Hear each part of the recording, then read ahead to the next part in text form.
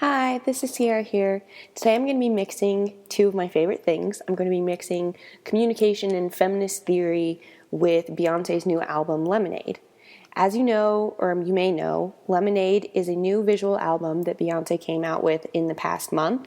It's received a lot of criticism and there's been a lot of debate over how feminist the album is.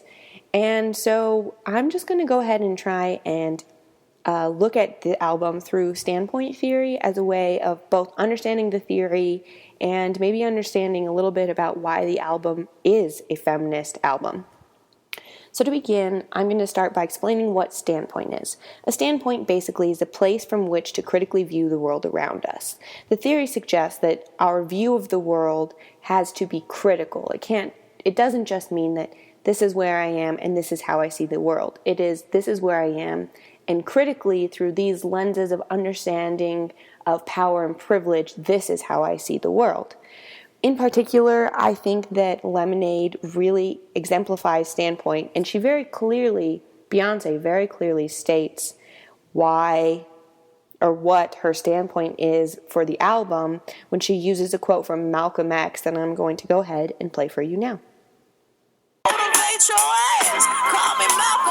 The most disrespected person in America is the black woman. The most unprotected person in America is the black woman. The most neglected person in America is the black woman.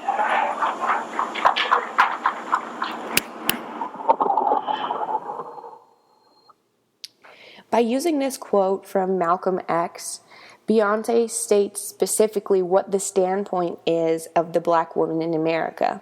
And throughout the visual album, she continues to extend this concept of local knowledge, which is knowledge situated in time, place, experience, and relative power.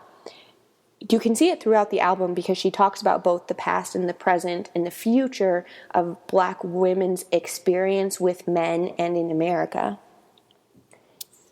And she also touches on this idea of strong objectivity that's also part of standpoint theory, which suggests that research from the lives of women in other marginalized groups, which upon critical reflection and resistance provides them with a less false sense of reality.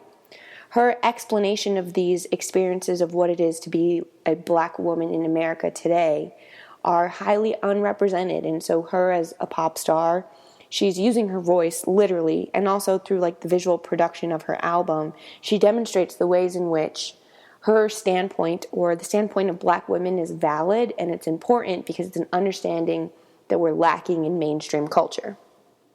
I think it really exemplifies a way that we can understand women's experiences, and we can qualify that while Lemonade is an album that can be enjoyed by everybody, it has specific merit for the community of black women whose voices have not been heard, and hopefully following this album we'll begin to see a shift in music and art and culture that puts a higher emphasis on black women's lives.